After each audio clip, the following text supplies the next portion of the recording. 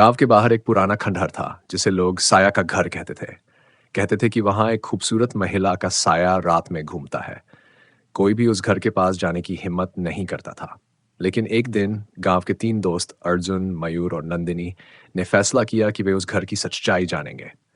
रात का समय था जब वे खंडहर के पास पहुंचे। मयूर ने एक टॉर्च जलाई और जैसे ही उन्होंने अंदर कदम रखा, दरवाजे ने जोर से क्रीक किया। अंदर का माहौल बहुत अजीब था। दीवारें सड़ी हुई थीं और हर ओर अंधेरा था।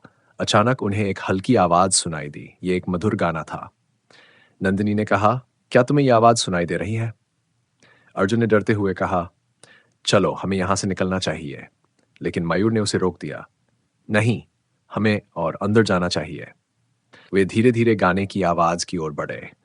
जैसे ही वे एक बड़े कमरे में पहुंचे, वहां एक औरत सफेद साड़ी में खड़ी थी। उसकी आंखें अंधेरे में चमक रही थीं। उसने मुस्कुराते हुए कहा, तुम लोग यहाँ कैसे आए? तीनों दोस्तों ने घबराकर कहा, हम सिर्फ देखने आए थे। लेकिन वह औरत अचानक गुस्से में बदल गई और चिल्लाई, तुम मेरे घर में क्यों आए? तभी कमरे की रोशनी अचानक बुझ गई और सब कुछ अंधकार में डूब गया। अर्जुन, मयूर और नंदिनी ने भागने की कोशिश की, लेकिन दरवाजे खुद ब खुद बंद हो गए। उन्होंने महसूस किया कि वह औरत असल में एक भूत थी जो अपने घर की रक्षा कर रही थी। अंततः तीनों ने एक साथ जोर से चिल्लाया और दरवाजे को धक्का दिया। जैसे ही उन्होंने दरवाजा खोला, वे भागकर बाहर निकल गए। गांव लौटने के बाद उन्होंने तय किया कि वे कभी भी उस खंडहर के पास नहीं जाएंगे।